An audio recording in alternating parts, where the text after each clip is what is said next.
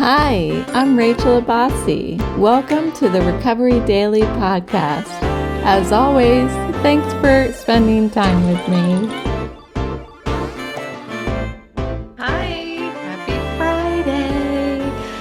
Today I am painting. So I am taking a very large picture that was just printed and purchased on Amazon, and it's like plastic, I guess. And if I move the camera a little bit, you can kind of see it's that very well-known picture with the guy with the umbrella and the rainbow rain is raining down on him. And there's a little girl who's colored red and she's like got her mouth open like she's catching the rain in her mouth. So I'm going to paint over this picture. And what I plan on painting is this picture of a Weimaraner jumping into a lake off of a pier. So that's what I'm doing today. It will take me at least a month probably to paint it, but I wanted to share with you what I'm doing because I'm always doing something and it's more fun to record when I'm doing stuff that I love, even though I love recording too. So today what I wanted to talk about, and I'm going to try not to get paint on me because I'm just splurting the paint like right onto the canvas, and we're gonna see what happens with it. And hopefully I'm not gonna get anything on the ground. But what I wanted to talk about today is the 12 steps. So not really the 12 steps, but like living the steps. But it all started today. This topic started with my meeting was talking about step 12. So we on Fridays read the steps out of the 12 and 12, the 12 steps and 12 traditions book.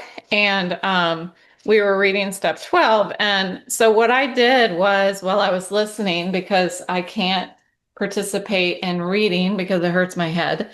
So what I do is I take my handy Remarkable tablet and I take notes on what crosses my mind while I'm listening. And so this morning, one of the things that the reading said was about how the 12 steps is really a time to start implementing all of the steps. And I don't think, every time I hear the steps, depending on what's going on in my life at that time, it like brings up new feelings and new like aha moments. And I guess I didn't realize that the 12th step includes all the other steps. So what really stands out to me for step 12 is sharing experience, strength, and hope with newcomers. But what it's doing as well is implementing the 12 steps as a way of living, as a daily life.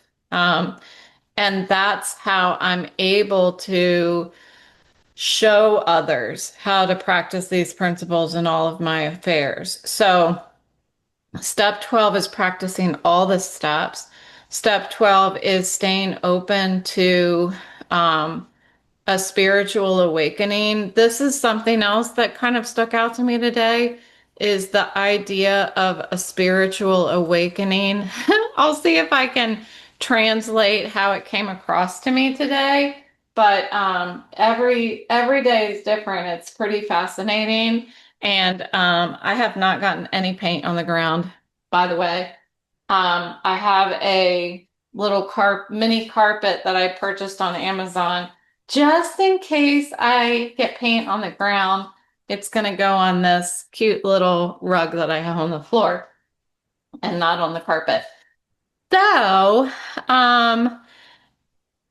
growth in step 12 happens through staying willing to practice all of the steps, to do that daily inventory every night. I feel like the daily inventory at night, which is step 10, I feel like that is also a way of practicing all of the steps every day. I'm reviewing how I'm practicing the steps every day. I'm reviewing, have I pissed anybody off today? Has anybody else pissed me off today? And being willing, honest, um, and faithful, doing my prayers at night. So all of this stuff, as much as I've always felt like it, is directly applicable to different steps, it really all comes together first as step 12. So the spiritual awakening, um, the spiritual awakening for me has really been, this is what's come up for me over the past few days. The spiritual awakening has been like the brain fog wearing off. I've been talking a lot to a woman in recovery who's early in recovery, and I've been so proud of her. And we've been talking a little bit about how how does our brain like heal itself? How does the craving go away? How does the obsessive thinking go away? And I think that it's definitely gradual. I believe that as much, and I'm learning this by reading the book that we're reading this month, The Body Keeps the Score, that the neuroplasticity that I have that's helping me in stroke recovery, the same neuroplasticity is what helps us heal in sobriety, and it helps us relearn how to react to different things in our lives. Um, and that's how eventually we start being able to do today what we couldn't do before. The steps talk about we will know how to handle things that used to baffle us, something to that effect. That's a spiritual awakening to me. Spirituality for me is more than like religion. It's more than my relationship with my concept of my higher power. Spiritual awakening is my awakening as a human being among human beings, to realize the role that I play in my community, in my family, and with friends. Side note, I have this bracelet on that my mom gave me that I used to wear it when I was like 5. It's not real gold. I'm showing it on the screen. It's it's one of those things that you get like in elementary school when you, I don't know, sell enough books in the book fair or something like that. And it's in really good condition for not being gold, but it's itching my wrist. So, as usual, I can only wear expensive things. So, I'm going to take that off. So, the faith in the spiritual awakening becomes something that I rely on. It becomes something that I start analyzing a little less, and I just start leaning into it. I just start falling back into somebody else's arms, kind of like we do in elementary school, where we're like, okay, close your eyes and fall back. I'll catch you.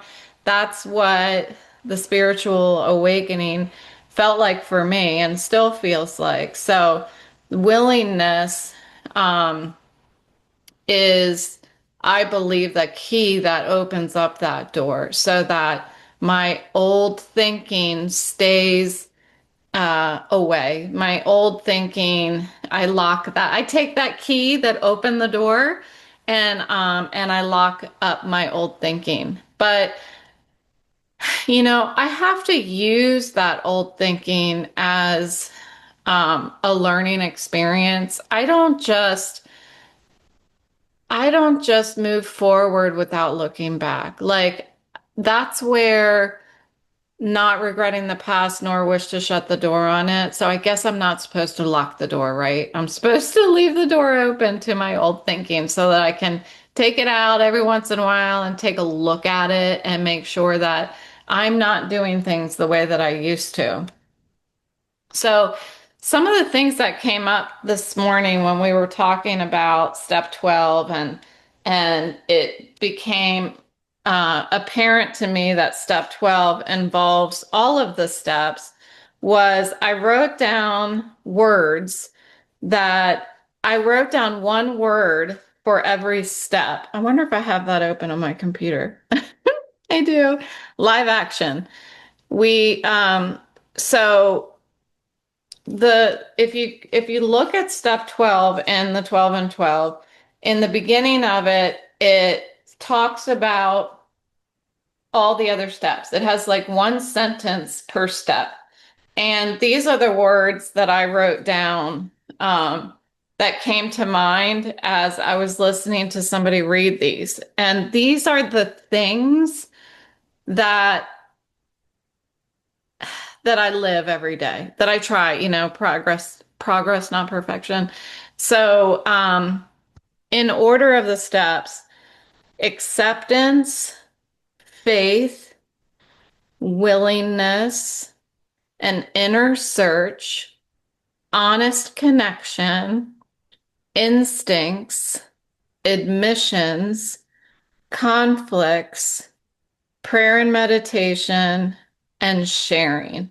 Um, What I heard this morning is the steps are actions. And I don't think I can hear that enough, that the steps are actions.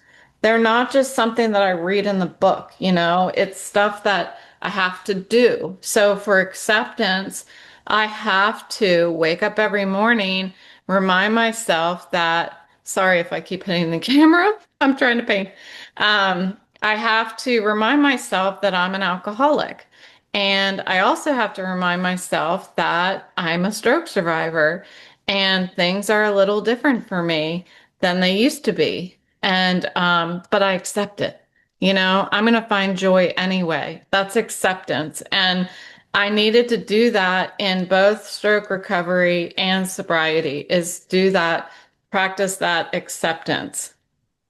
Um, Faith is something that, you know, I remember I remember when I used to fall asleep at night, I had this prayer over my bed and I used to read it every night. It was like a cross stitch that my aunt made for me. I believe it was my aunt. And I used to read it every night. And that's what my faith looked like when I was a little girl because I wanted it. I wanted to believe that my quote unquote father was out there looking out for me all the time. And so I felt that that was true when I read this cross stitch every night.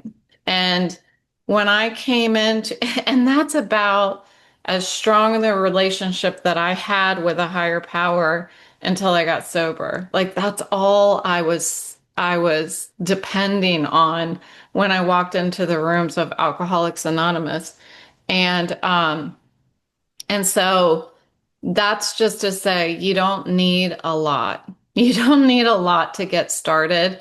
Some people have a lot less than that and turn from being an atheist into a believer. But what it takes to get there is willingness and an open mind. And that's the next word that I had written down is willingness. And just to fast forward through the rest of them, like doing a fearless moral inventory, that's where I wrote down an inner search. Like somebody reminded me today, getting right with myself, having an honest connection with myself, but also with others, recognizing that my instincts, as I've talked about a lot of times, my instincts are not always healthy. My instincts are not always right.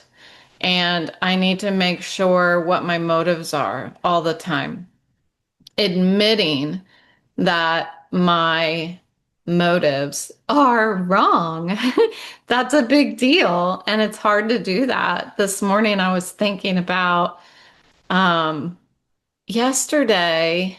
I feel like I'm all over the place, but that's okay. You're used to that. This morning I was thinking about how last night I was feeding our bulldog, Boris, and my husband said, "Has Boris been eating okay?" Because there are times when he like won't eat, and we couldn't figure out why that was. And I said, "Yeah, he's eating okay." And he said, "Okay, good, because I changed his food." So what was my reaction? My reaction was, well, I also changed his bowl. I changed the bowl that he's using so that it doesn't move around when he's eating. It's a heavier bowl. And I realized I did not even acknowledge or like thank you, or I had to add like, what did I do though to make Boris eat? And so there's a lot of work still in me, you know. Our answer, I heard this today too, our answer is in still more spiritual growth. And that's exciting to think about. It doesn't feel good when I think about something that I did like last night, or yeah, like last night. When I think back to it, I'm like, well, that was kind of shitty of me.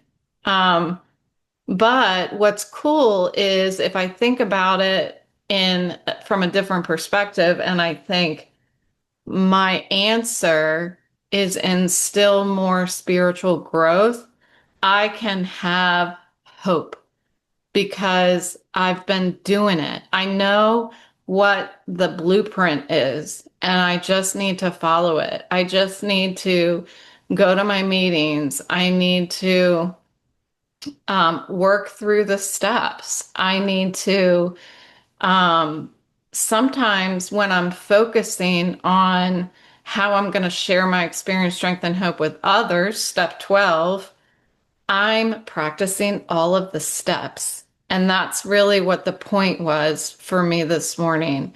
That when I'm doing this, when I'm doing the podcast, when I'm sharing in a meeting, and it enables me to look back on little tiny interactions that maybe I feel were harmless, but maybe I didn't make him feel good when I said, "Oh, I didn't even acknowledge, oh, great, you changed his food." Instead, I said, I waited for him to finish his explanation, and I'm just waiting for what's about to fall out of my mouth. I'm not even listening anymore. I'm just like, hurry up and finish what you're going to say because I'm going to tell you what I did. I changed his bowl. Bam, and so some of those interactions that may seem small, when I think about it, I think about a trend over time that maybe I do that a lot, and I'd like to get better. That's why I show up here. I know that's why you show up here, so that we can be better, we can live better, we can be better humans. Um, Somebody brought up, and I'll close with this. Somebody brought up this morning a topic for our meeting, which was, it's a new year, but my problems are still the same. And I thought that that was really an interesting topic because I wanted to make sure that when we moved to this new house, that I acknowledged that when we moved, that I recognized that that wasn't going to solve my problems. And neither does a new year, neither does a resolution. I shared with you the other day about my not so much faith in having a New Year's resolution. And And I feel like that's why, because I can have a New Year's resolution and then wake up in the morning and be like, okay, I made a resolution and we celebrated last night, but here I am, you know? I'm here. It's the same me who just woke up. What was hard in 2025 is going to be hard in 2026, whether I make a commitment or not. So I just prefer to if I'm gonna make change, to do it now. If um if I'm gonna make change, it doesn't have to be dramatic, you know? All I have to do is keep doing what I did yesterday, today, keep doing what I did today, tomorrow, and somehow my problems seem to work out. One thing that crossed my mind today was, is the problem that I have in this very moment blocking me from doing anything in this very moment? No. My problems that I have are not keeping me from painting this picture. Um, the problem is between my ears. And if I can understand and create that problem as more of like a tangible thing where I can take it from between my ears and, like I've heard before and shared in previous episodes, take that problem and put it on my nightstand and pick it up um, when I wake up in the morning, or pick it up when I want to, then I'm able to live better. I'm able to live more serenely. I can't carry my problems around between my ears every day, all day. I can't do it. That's one of the problems. That's one of the reasons I think why I have been having heart palpitations, because I think I'm trying to hold on to things that are out of my control. So if I keep talking about it, keep doing what I'm doing, and it's been getting better. It's certainly been getting better, but it's not gone. So I need to work with my psychiatrist and keep talking about it. And that's what I got. That's all I have for today. I did not get very far on the painting, but I'm going to get started on that, and I will update you on my progress here. So thanks for listening today, and I'll see you next time.